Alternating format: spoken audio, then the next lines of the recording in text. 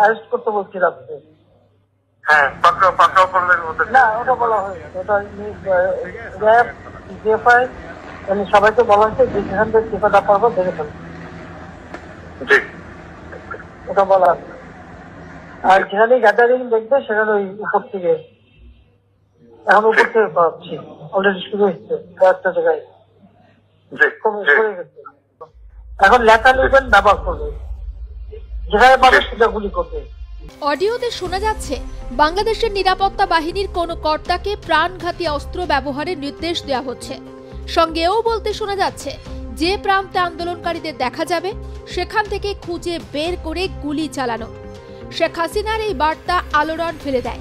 তার বিরুদ্ধে ওঠে গত বছর জুলাই আন্দোলনের সময় প্রাণঘাতী দমন পীড়নের মাধ্যমে মানবতা বিরোধী অপরাধ সংগঠনের অভিযোগ। বিশেষ ট্রাইব্যুনালে চলমান মামলা রায় ঘোষণার কথা। মামলা ঘোষণার আগে কি বার্তা দিলেন মুজিব কন্যা? শেখ হাসিনার মামলায় কি সাজা চেয়েছে প্রসিকিউশন? মানবতা বিরোধী অপরাধের মামলায় হাসিনার বিরুদ্ধে রায়ের আগে কতটা প্রস্তুত ইউনূস সরকার? হাসিনার বিরুদ্ধে অভিযোগ তার স্বৈরাচারী শাসনের বিরুদ্ধে ব্যাপক বিক্ষোভের সময় শতাধিক হত্যাকাণ্ডে প্রধান পরিকল্পনাকারী ছিলেন তিনি। গত বছর জুলাই আন্দোলনের সময় প্রাণঘাতী দমন পীড়নের মাধ্যমে মানবতা বিরোধী অপরাধ সংগঠনের অভিযোগও রয়েছে তার বিরুদ্ধে। 2024 সালে জুলাই অগাস্টে আন্দোলন দমনে হত্যায় উস্কানি, প্ররোচনা এবং সুপিরিয়র কমান্ড রেসপন্সিবিলিটি সহ 5 অভিযোগে মৃত্যুদণ্ডের দাবি করা হয়েছে তার বিরুদ্ধে। গণহত্যা, যুদ্ধাপরাধ এবং মানবতা বিরোধী অপরাধের বিচার করার জন্য বাংলাদেশে 2010 সালে আন্তর্জাতিক অপরাধ ট্রাইব্যুনাল গঠন করা হয়। দ্য ইন্টারন্যাশনাল ক্রাইমস বা ট্রাইব্যুনালস অ্যাক্ট 1973 আইনের অধীনে এই ট্রাইব্যুনালে আসামি গ্রেপ্তার, বিচার এবং সাজা দেওয়া হয়। সময়ের বিবর্তনে এই আইনের সংশোধনী এনে বেশ কিছু ধারা সংযোজন ও বিয়োজন করা হয়েছে। আন্তর্জাতিক অপরাধ ট্রাইব্যুনাল আইন অনুযায়ী কোনো ব্যক্তির বিরুদ্ধে অভিযোগ প্রমাণিত হলে সর্বোচ্চ শাস্তি হিসাবে মৃত্যুদণ্ড দেওয়ার বিধানও রয়েছে। এই আইনের 20 নম্বর ধারায় মৃত্যুদণ্ড সম্পর্কে বলা হয়েছে। এতে বলা হয়, অভিযুক্ত ব্যক্তির দোষী সাব্যস্ত হওয়া বা নির্দোষ প্রমাণিত হওয়ার কারণ ট্রাইব্যুনালের রায়ে উল্লেখ করতে হবে।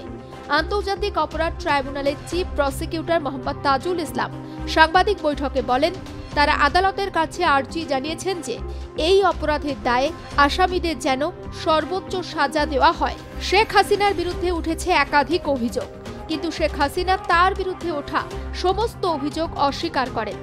2024 সালের 5 অগাস্ট দেশ থেকে পালিয়ে যাওয়ার পর ইমেলের মাধ্যমে এক সংবাদ মাধ্যমকে দেওয়া সাক্ষাৎকারে হাসিনা বলেন, হাসিনার ইমেল বার্তা তার অনুপস্থিতিতে যে বিচার চলছে তা রাজনৈতিক প্রতিপক্ষের নিয়ন্ত্রিত, কাঙ্গারু কোর্টে সাজানো এক প্রহসন, বিচার পূর্ব নির্ধারিত, দোষী সাব্যস্ত রায়ের দিকে এগোচ্ছিল, পরিস্থিতি নিয়ন্ত্রণের বাইরে চলে গিয়েছিল।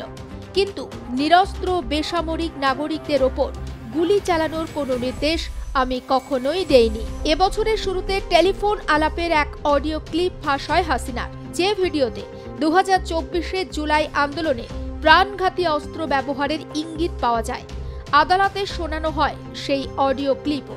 যেখানে পাবে সেটা গুলি করবে, হেলিকপ্টার মানে কয়েক জায়গায়। তাহলে কিছু ছবি দেখে পাকড়াও করা যায় না রাতের মধ্যে?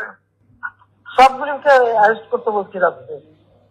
হ্যাঁ, পাকড়াও করলেন ওদের? না, ওটা বলা হয়েছে, ওটা র্যাব জিএফআই মানে সবাইকে বলা হয়েছে যে যেখান থেকে টিকাটা পারবো দেখে ফেলবো, ওটা বলা আছে। আর যেখানে গ্যাদারিং দেখবে সেখানে ওই উপর থেকে, এখন উপর থেকে পাচ্ছি অলরেডি শুরু হচ্ছে কয়েকটা জায়গায়, কমে গেছে। মোহাম্মদপুর থানার দিকে মনে হয় যাচ্ছে একটা, মোহাম্মদপুর থানার দিকে।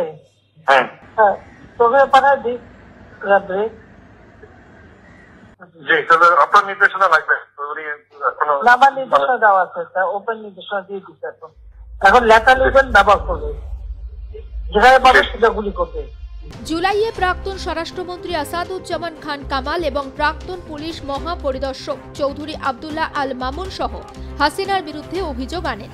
অন্যদিকে আব্দুল্লাহ আল মামুন জুলাই আন্দোলনে তার ভূমিকার জন্য দোষ স্বীকার করলেও তাকে এখনো সাজা দেওয়া হয়নি। এই বিচার প্রসঙ্গে হাসিনা বলেন, তিনি নিজের দিক তুলে ধরার সুযোগ পাননি, নিজের আইনজীবী নিয়োগ করতেও পারেননি তিনি। রাজনৈতিক প্রতিপক্ষরা আওয়ামী লীগকে রাজনৈতিক শক্তি হিসাবে চূড়ান্তভাবে নিশ্চিহ্ন করতে মামলা করেছে। হাসিনাকে ক্ষমতাচ্যুত করার পর থেকে বাংলাদেশে বেশ কয়েকটি গোপন কারাগারের খোঁজ পাওয়া যায়, যেখানে বহু বছর ধরে কোনো আইনি প্রক্রিয়া ছাড়াই বন্দীদের আটকে রাখা হয়েছিল। এই বিষয়ে হাসিনাকে প্রশ্ন করা হলে তিনি বলেন, এই বিষয়ে তিনি কিছুই জানতেন না, তবে কোনো কর্মকর্তার অপব্যবহারের প্রমাণ যদি থাকে তবে তা যেন নিরপেক্ষ ও রাজনীতি মুক্ত প্রক্রিয়ায় যথাযথভাবে যাচাই করা হয়। মানবতা বিরোধী অপরাধের মামলায় শেখ হাসিনার বিরুদ্ধে রায় ঘোষণা করার কথা আন্তর্জাতিক অপরাধ ট্রাইব্যুনালের। এই আবহে বাংলাদেশ জুড়ে থমথমে পরিবেশ। পরিস্থিতি নিয়ন্ত্রণে রাখতে মরিয়া ইউনূসের সরকার। এই নিয়ে এবার বাংলাদেশের অন্তর্বর্তী সরকারের স্বরাষ্ট্র উপদেষ্টা অবসরপ্রাপ্ত লেফটেন্যান্ট জেনারেল মোহাম্মদ জাহাঙ্গীর আলম চৌধুরী বলেন, মানবতা বিরোধী অপরাধের মামলায় রায় ঘোষণার দিন যাতে কোনো বিশৃঙ্খলা না হয় তার জন্য যথাযথভাবে প্রস্তুত রয়েছেন তারা। ব্যুরো রিপোর্ট, আর প্লাস নিউজ।